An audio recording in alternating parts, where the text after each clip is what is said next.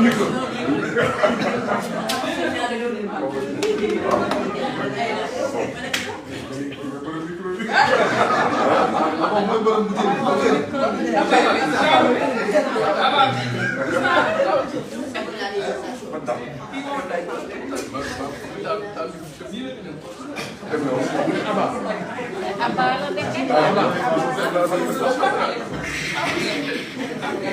Abba, yaa doon sànni butéel waaw borom butéel borom kees bi borom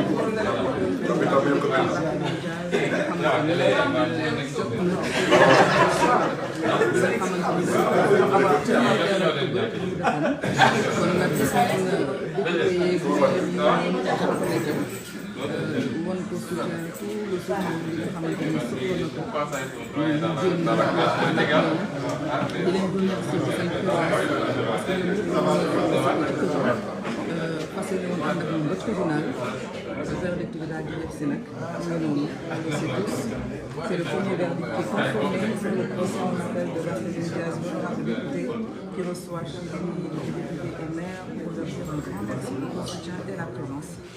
Voilà, les images parlent d'elles-mêmes.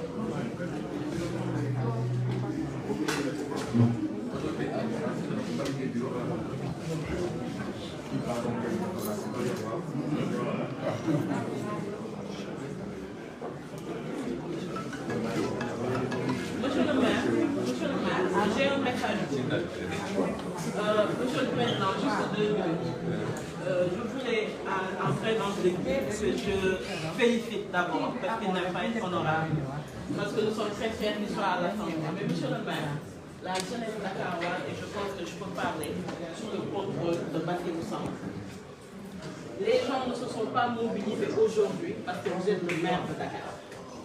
Les gens se sont mobilisés parce que vous êtes un citoyen qui, à tout instant, quand le peuple a été en danger, vous êtes mobilisé pour que les gens puissent s'en sortir. Et je le dis en toute honnêteté, et je le puise au plus profond de nous. Parce que si c'était quelqu'un d'autre, je ne pense pas que le président Sonko aurait été là. La dernière fois, j'ai eu une dispute avec une personne quand vous avez pris le micro. Et j'ai dit, je reconnais aujourd'hui le camarade avec qui j'étais sur le terrain. Monsieur Guy Kesby, mon nom pour bien le payer. Mais je vous dis qu'aujourd'hui, le message que nous lançons, c'est que vous nous représentez au niveau de l'Assemblée. Moi, je suis d'une idéologie qui croit en la lutte des classes. Et je pense que vous l'avez compris. Vous nous représentez en termes d'exemple. Vous avez parlé d'une loi que vous allez mettre en œuvre, mais n'oubliez pas la jeunesse qui vous regarde. Et je pense qu'aujourd'hui, moi, je suis très fière de voir Abbas qui ne se laisse pas faire. Je pense que c'est lui qui m'a un peu réconcilié avec mon troisième mandat. Mais de vous dire qu'aujourd'hui, tous ceux qui sont là ne sont pas là parce que vous êtes le maire de Dakar. Mais ils sont là parce qu'à chaque fois que chacun d'entre eux a eu un besoin, vous avez été présents.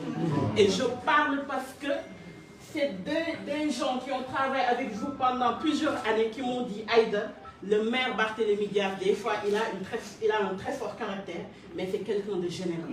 La générosité, ce n'est pas le fait de prendre de sa poche et de donner à quelqu'un de l'argent. La générosité, c'est d'être présent, autant dans les bons moments que dans les moments les plus difficiles. Et mon camarade honorable député, Abba, qui pour moi est mon député de choix, il a eu à faire ce témoignage-là dans son bureau quand nous avons été deux.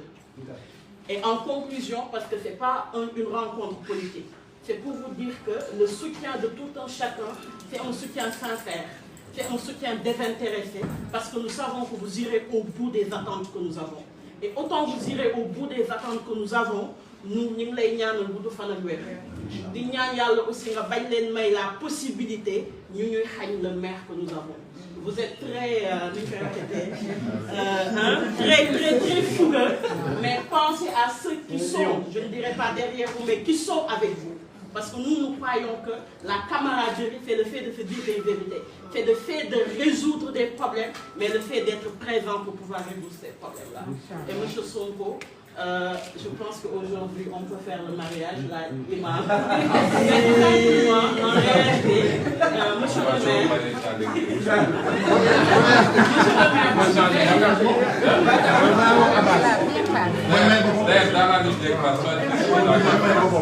je suis dans la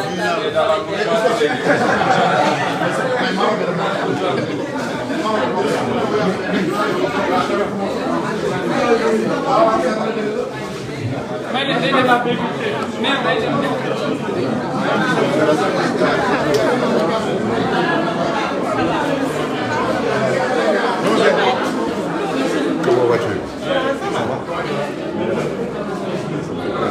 Pas te déranger. Hein? Léo. Comment vas-tu, ma chérie? Adjana, comment vas-tu? Ça va bien?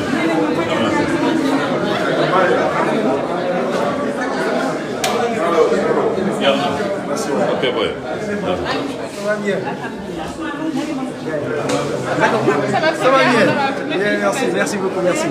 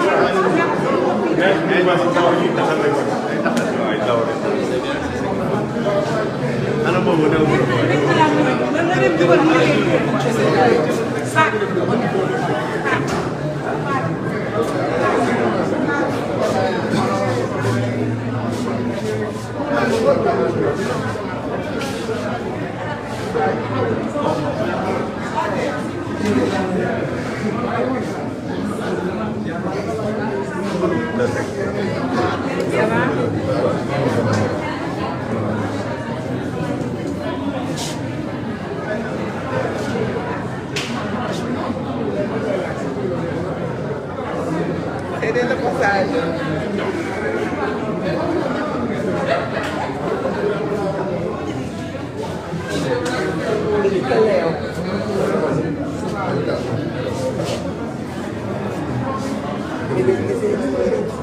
C'est pas pour moi, hein? Anna là, man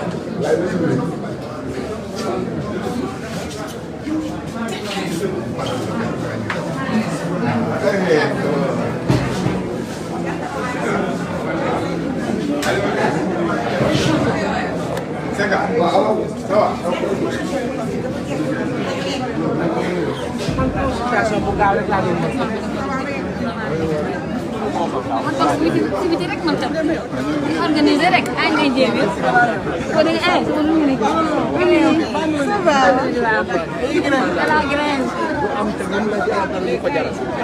yow nga wàcc ay malaayika wàcc ay police ak gendarme wàcc ay malaayika ñu tasaaru biir Dakar wala biir yow ba jox la nga noonu. mais danañu tase ci yoon te du yàgg non mbetteel amuñu ko ci ban mbetteel mbetteel ak li xew ci vote yi mbetteel ak la xam ci xëy ci installation assemblée nationale mbetteel ak leneen ak leneen ak leneen ak liy ñëw mais ñun xam nañ lépp. mais est-ce que duñu wax alhamdulilah wala yéen jàpp ngeen non ñun jàppuñu alhamdulilah parce que suñu doon alhamdulilah Barth def recours bu doon alhamdulilah rek mu dépendre ca loola li ñu dëgg la tey mais ñun dañu gëm ni li ñuy wax ay sos la Macky Sall dafa gëm ni li muy wax ay sos la parce que moo njëkk a taxaw ci écran yi wax nit du weddi boppam góor du weddi boppam góor du xëy na ñuul na ba pare xëy suba ne weex na teg ko si dëkk. s'il vous plaît moom naa gaañu ba pare mënu génn incha allah. bu ñu génnee ñu am yoon.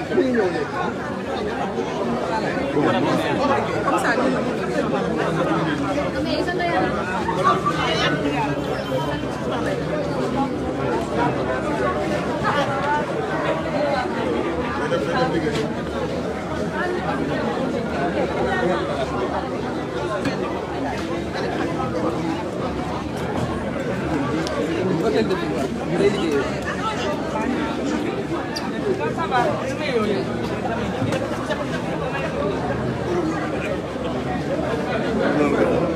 Sénégalais yi bërëbu liggéeykaayam li ni mel nag di wane rek ni peut-être jël bi amaanaam ñu ngi day di waatee ba pare la te kat boo la gisee dañ ñu xoolal defuñu dara parce que xoolal ndam rek la yem fi ko nar a xaar da ngay xaar mooy nday mbi liggéey moom Dakar ak ñu ko wër ñoo ko moom tous lan moo tax a déplacé wu encore.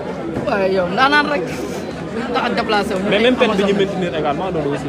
même lan peine bi 2 ans dont 6 mois ferme. 6 mois xanaa ku def dara ku def dara ngay doo 6 mois 2 ans kii deful dara de moom moo ñëw fekk suñu te xamoo nag yàlla doo nga xam te xamul. mais yaakaar ngeen mu yem fii tey. waaw fii la war a yem sax fii la war a yem. parce que li mu doon dàq moom lañ ko mujj tegaat. li mu doon dàq mooy 6 mois yi mu doon bañ moom lañ ci mujj daanaan. waaw boo ko daanee te deful dara nag nit moom xam ku def dara ngay dàq 6 mois wala 1 an mais deful dara ko ñun daal jàmm rek la ñuy ñaan Sénégal moom jàmm la bëgg te jàmm la yéen ñaan da ngay ñaanal lu mu bëgg nag ak Dakar bu mu am yéeneem ci waa Dakar yàlla na ko yàlla may yàlla na koy may si incha allah si kattanu yàlla lu ñu yaakaar jàmm daal la ñu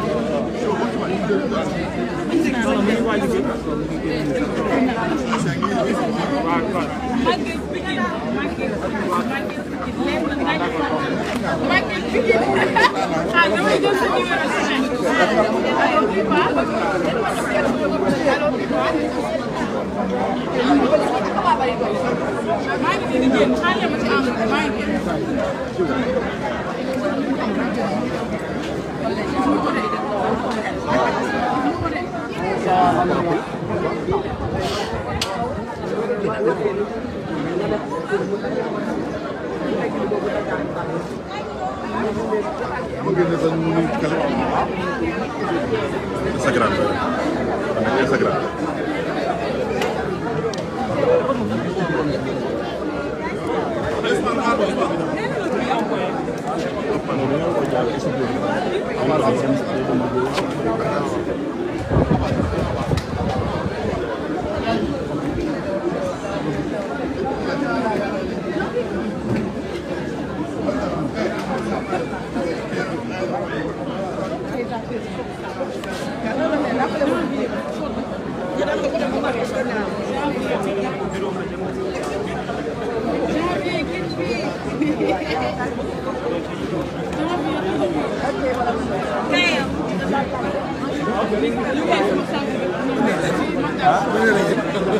Bener lay dem. Mu gisul dem. Bàyyi nañ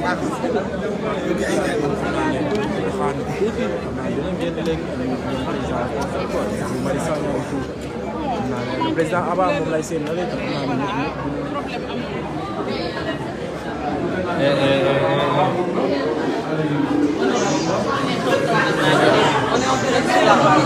Ok. Ok. Vous prenez avec lui. Merci.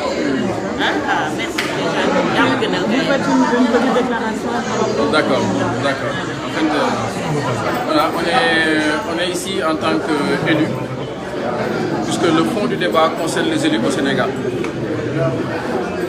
Vous vous rendez compte que le maire qui est ici a été élu avec plus de 100 000 voix d'écart par rapport à la coalition présidentielle. Vous vous rendez compte? Je ne parle même pas de son score.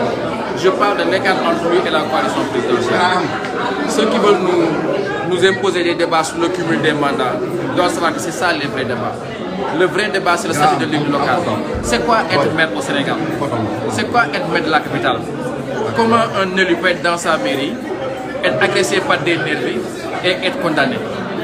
Comment on peut être maire de Dakar, avoir un budget, avoir 300 000 francs de salaire? Aujourd'hui, les gens te parlent de cumul de mandats. C'est ça les préalables qu'il faut régler. Et je pense que cette condamnation-là, ce procès-là, c'est quelque chose qui doit nous interpeller en tant que politique et qui nous interpelle en tant qu'élu.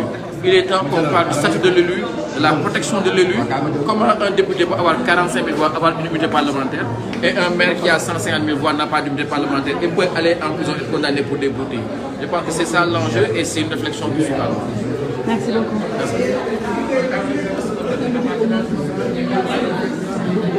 Madame Aïda, honorable. Madame le maire, vous pouvez faire une déclaration. On vous a entendu tout à l'heure parler au maire. Oui. Pouvez-vous faire une déclaration, s'il vous plaît? Oui, en fait, j'ai parlé au maire de Dakar parce que nous sommes venus aujourd'hui avec les différents maires pour le soutenir.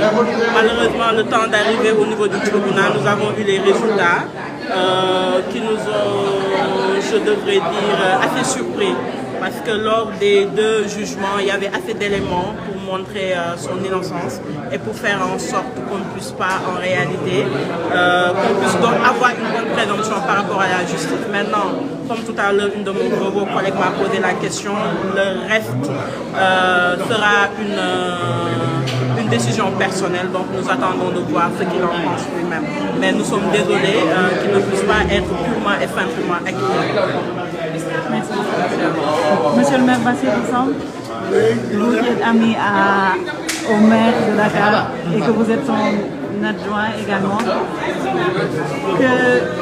Qu'est-ce que vous nous dites aujourd'hui après le procès? Oui, je pense que nous avons fait ce matin, ce moment-là, on a pas dépassé. Parce que 10 ans après, on prend un homme, il n'a fait que servir son pays. Il a été au devant de tous les combats excusez-moi, démocratiques de cette nation. Cet homme ne mérite pas ça. Cet homme méritait d'être chanté, cet homme méritait d'être montré en exemple à la jeunesse. Mais malheureusement, avec ce régime du président Macky Sall, ce régime dictatorial, on veut utiliser ce procès comme un appel de démocratie. Et je rappelle qu'en 2011, quand Jean-Paul Dias venait dans cette même maison, nous étions là. Et c'est Macky Sall lui-même qui avait dit que Barthélémy Diaz avait été agressé. Je pense que Barth mérite respect et considération. C'est pourquoi vous avez vu tous les élus parlementaires comme municipaux se sont mobilisés pour montrer leur soutien et leur solidarité au maire de Dakar, Barthélémy Diaz. Merci beaucoup. Merci.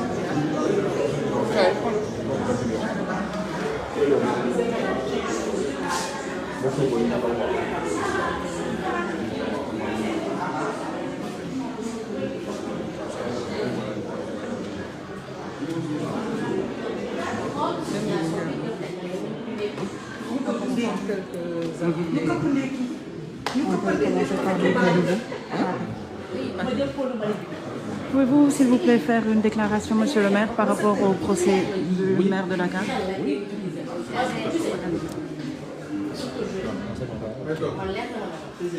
Oui, en fait, voilà, donc nous venons d'apprendre, comme tous les Sénégalais, nous venons d'apprendre avec stupeur la confirmation de la condamnation en première instance, ce qui ne nous satisfait pas du tout, parce que nous considérons que l'affaire Ndiaga Diouf est l'une des taches noires de la démocratie de notre pays, et que c'est dommage que l'honnête citoyen qu'on a trouvé dans son lieu de travail, qui de surcroît un élu du peuple, qui soit attaqué, qu'il puisse se défendre et qu'il soit confronté à des déboires judiciaires. Nous déplorons encore une fois vraiment la mort de Ndiaga Diouf, parce que c'est un Sénégalais. Donc nous compatissons et nous présentons encore une fois nos condoléances à toute sa famille éplorée. Mais sur cette affaire, nous estimons que la justice n'a pas joué pleinement son rôle. Et que vraiment c'est dommage que la justice de notre pays soit encore une fois vouée aux gémonies, parce que rendant des verdicts aux antipodes de ce qu'on peut considérer comme démocratique. Donc aujourd'hui, nous sommes plus que déçus, parce que l'honorable député maire Barthélémy Diaz mérite vraiment toute la quiétude qui s'y est par rapport à l'exercice de sa fonction. Et nous osons espérer que cette affaire-là puisse être derrière nous, puisque lui, il puisse être focus sur les problèmes, sur la satisfaction vraiment des besoins pour lesquels les Dakarois l'ont porté à cette station-là.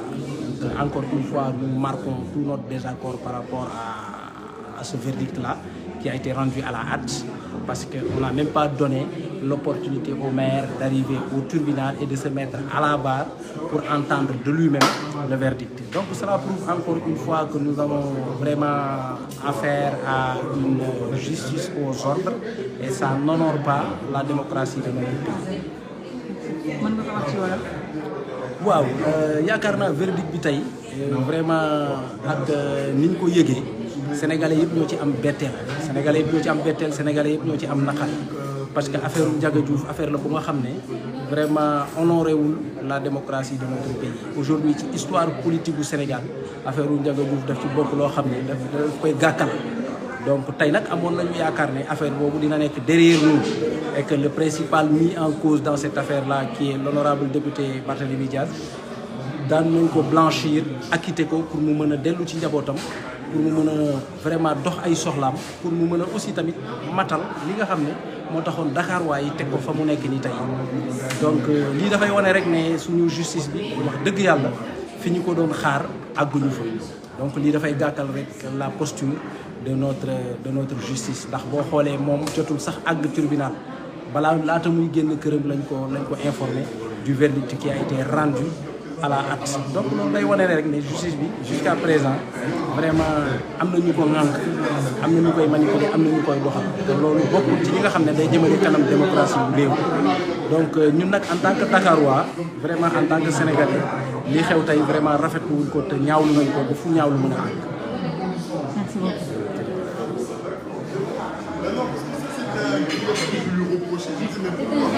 Excusez-moi. Bonjour honorable. Oui, vous êtes en direct sur la page du maire Barthélémy Diaz. On vous a vu tout à l'heure, mi ngi lay tooñ naan la borom kees gi. Alors tey ñu ngi fi au sortir du procès. Qu'est-ce que vous avez à dire aux Sénégalais? tey bésu naxar la comme yeneen naxar yi ñu am yi Sénégalais yi di daj depuis 2012 ak président Macky Sall. bésu gàcce la comme ni ñu amee yeneen gàcce askan wi am yeneen gàcce depuis 2012.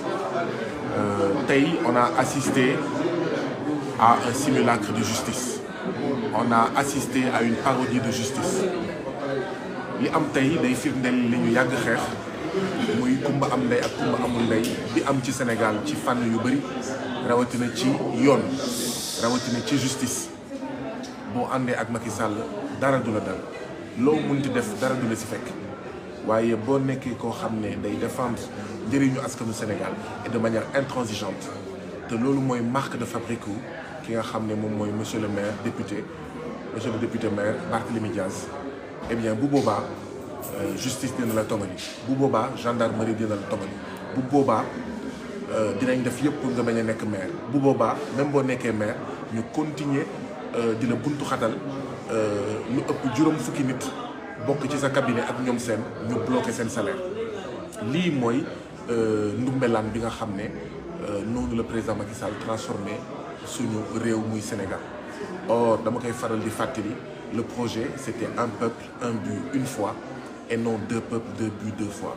Deux peuples mooy benn peuple boo xam ne lu ko neex def, sàcc xaalisu askan bi, këpp kees, randal, rey nit, torturer ay nit ba ñu dee, sàcc suufu askan bi, du mujj fenn.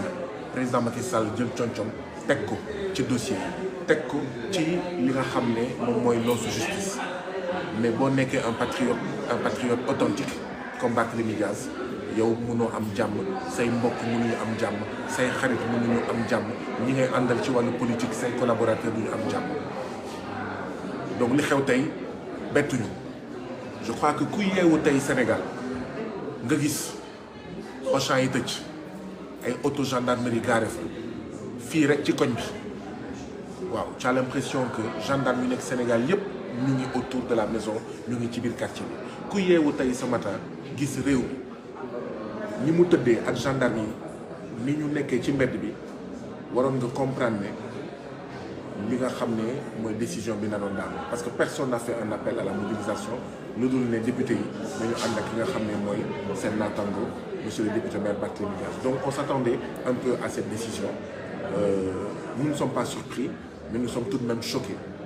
Voilà, nous sommes tout de même choqués, comme nous le sommes à chaque fois que nous constatons que le droit n'est pas dit. Comme nous constatons à chaque fois que le président Macky Sall mooy manipuler exécutif, bëgg manipuler législatif, di manipuler le judiciaire.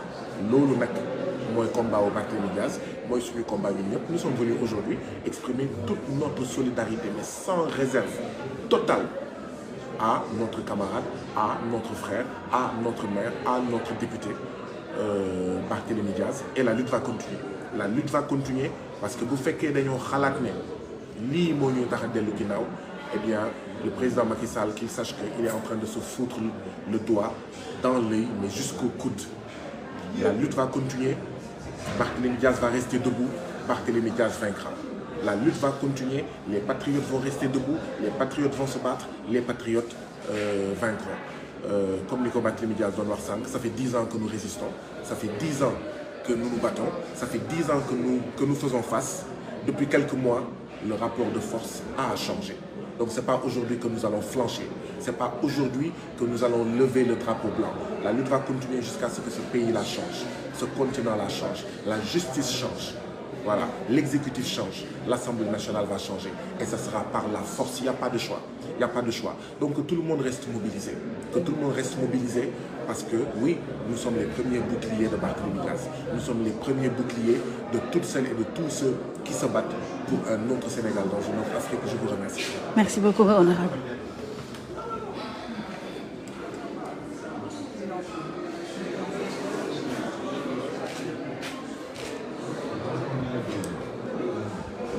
Bonjour. Vous êtes en direct sur la page du maire, de l'honorable maire Barthélémy Dias. Au sortir du procès aujourd'hui, on vous voit venir chez lui le soutenir. Quelle déclaration pouvez-vous faire? Bonjour. Comment? Présentez-vous. Bonjour. Je suis Malasouba Mokhtar, adjoint au maire à la ville de Dakar, chargé du développement durable, de l'urbanisme et en fait, de la protection du littoral. Donc en fait, bon, là je suis venu aujourd'hui, c'est pas en tant que politique, politicien, mais plutôt en tant que frère. Pour soutenir ton frère qui, quand on a besoin, il est là. Et surtout aussi pour l'injustice. Parce que tout le monde sait comment ça s'est passé en fait lors en fait de l'attaque de Ndiaga Diouf et de ses compères. Donc on sait que voilà, on sait que en fait donc on peut dire que vraiment là c'est de l'injustice parce qu'en fait il n'y a pas de preuve matérielle en fait qui puisse inculper le maire. Donc par rapport au verdict, on est quand même un peu déçus. On est quand même très déçus qu'ils aient confirmé en fait en première instance. Espérons en tout cas que le maire ne fera pas de pourvoi en cassation. Moi en fait c'est mon avis, c'est mon sentiment.